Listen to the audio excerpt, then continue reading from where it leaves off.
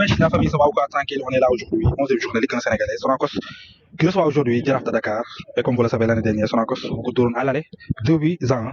Retour Jaraaf dóor ko par li nga xam ne ni moom mooy 2 buts à 0. Et on est là aujourd'hui, 11e journée. Sonacos nag resté sur 3 défaites aujourd'hui qui doit revigorer. Et gis ngeen voilà les deux équipes qui sont actuellement à l'échauffement. On se départ bi moo nekk noonu ñoom dañ leen di perdre normalement.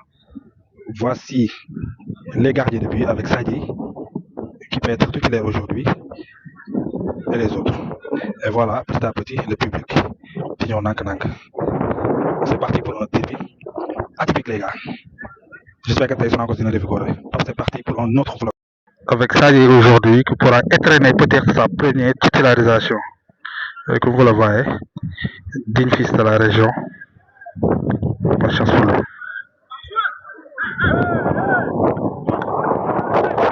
Adieu fils, bonne chance.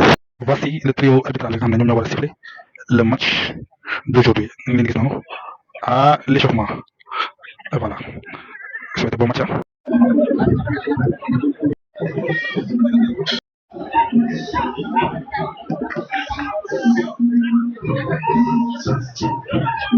Voilà le public.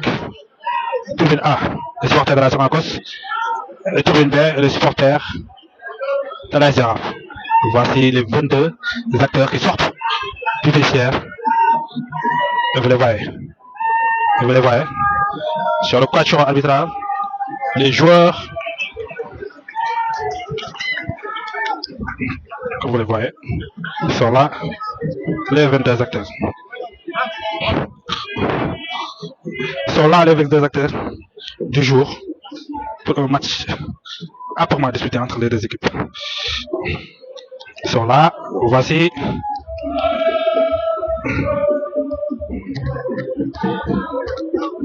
On attend un match âprement disputé entre les deux équipes. Et comme vous le voyez. Comme vous le voyez, voici le quatuor arbitral du jour. Ils sont là. Voici le 11 titulaire. Le change de Fagnon. Le tirage au sort pour les deux camps. Et comme vous les voyez, ils sont là. Sonko est le capitaine de la Sonacos. Et le capitaine de la Jaraaf. Comme vous les voyez. Voici le 11 titulaire du Jaraaf.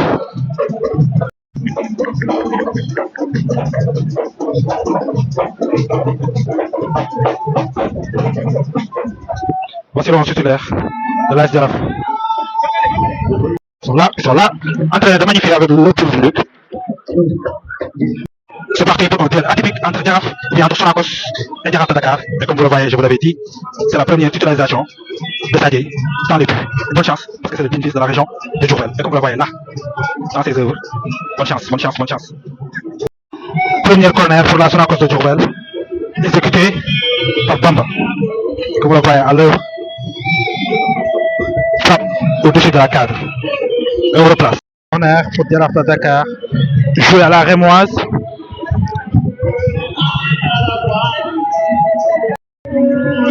Jusque-là entre les huiliers de la Sonacos et le Jaraaf de Dakar. Et ça joue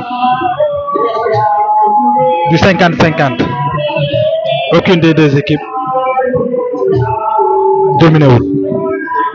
Nous xool lu muy joxe ba xam Sonacos tey dina revigorer. Pour rappel, Sonacos mi ngi resté sur 3 défaites consécutives.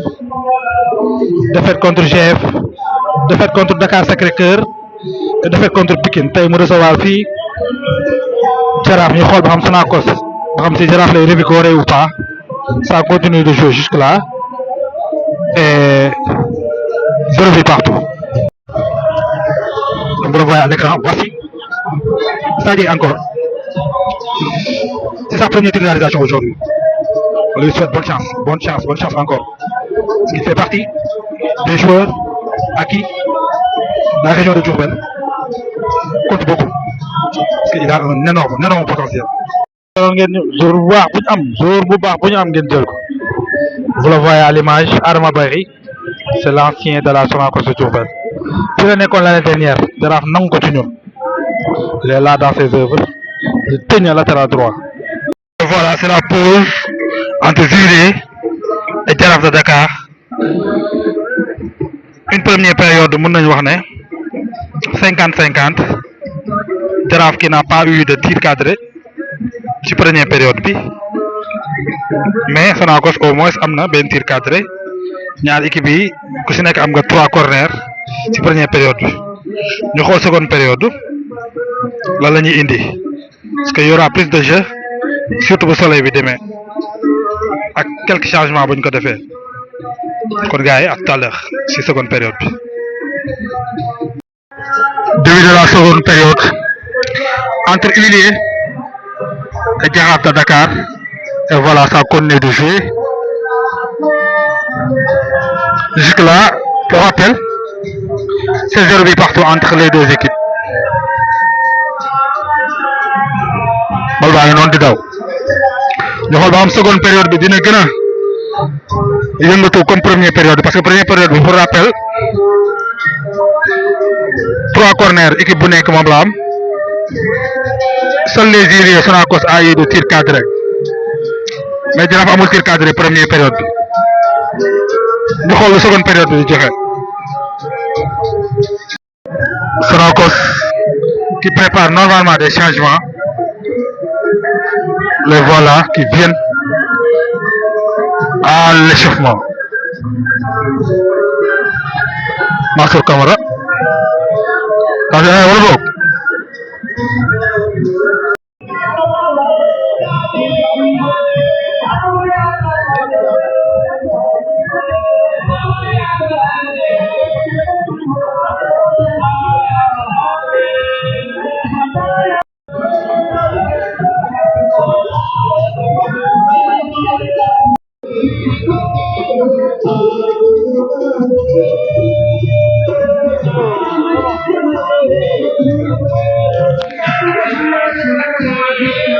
numéro 12 bi fi la nekkoon daaw numéro 21 bi bokk fi la nekkoon Jaraaf dañoo solal de jour bu baax bu ñam mu jël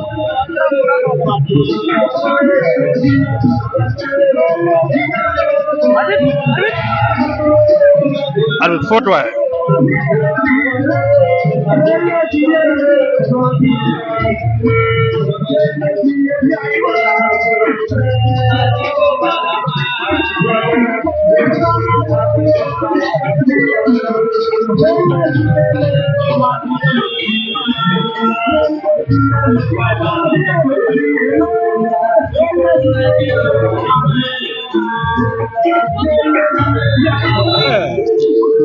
y a rien.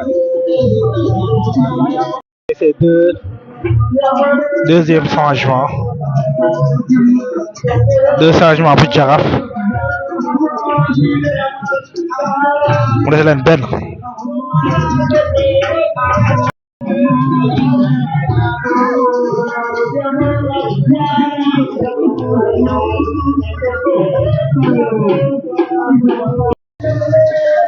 Match nul entre les deux équipes. Sonacos 0.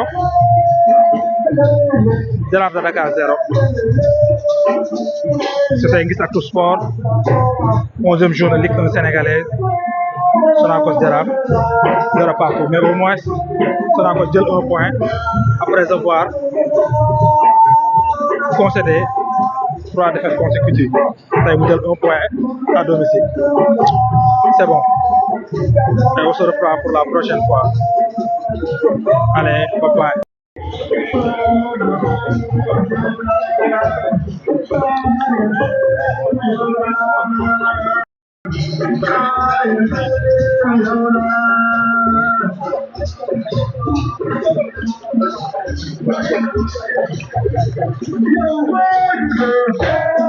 Voilà les joueurs qui sympathisent avec le public pour devoir concéder un point.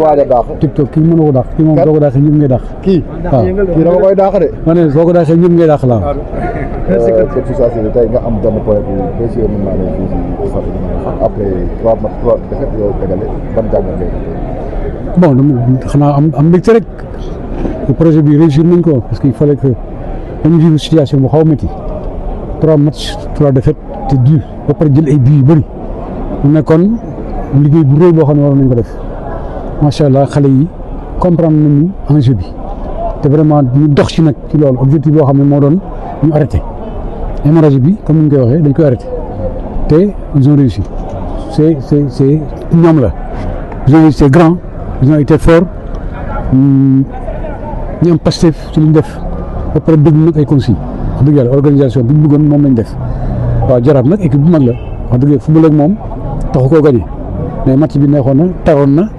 waaye li ñu bëggoon am nañ ko soit dañu gagné daal wala ñu am benn point loolu moo doon suñu objectif tey te am nañ ko incha allah.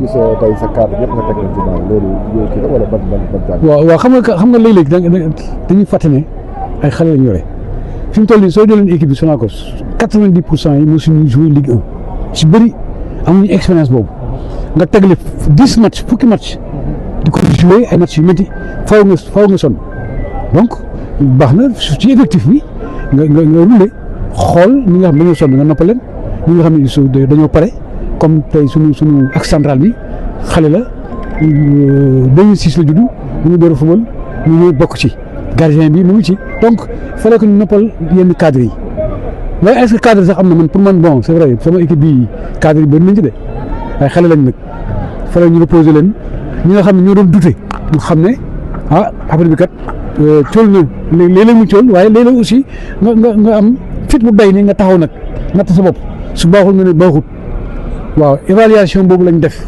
taxaw ne lii ça ne marche pas ba warul demee nii mënoo jógee ci ay fekk ay ténor comme Guédiawaye Football Club comme Linguère gagné leen ba pare di sooxe et vraiment ñu sant yàlla nag parce que loolu yëpp suñu borom moo ko dogal. sa engagement bi est-ce que mën nañu ko xaar ci yeneen journée yi. engagement détermination que vous avez joué aujourd'hui quoi. non c'est sûr incha allah rabbi non loolu trop solo la woon rek jaar la woon rek.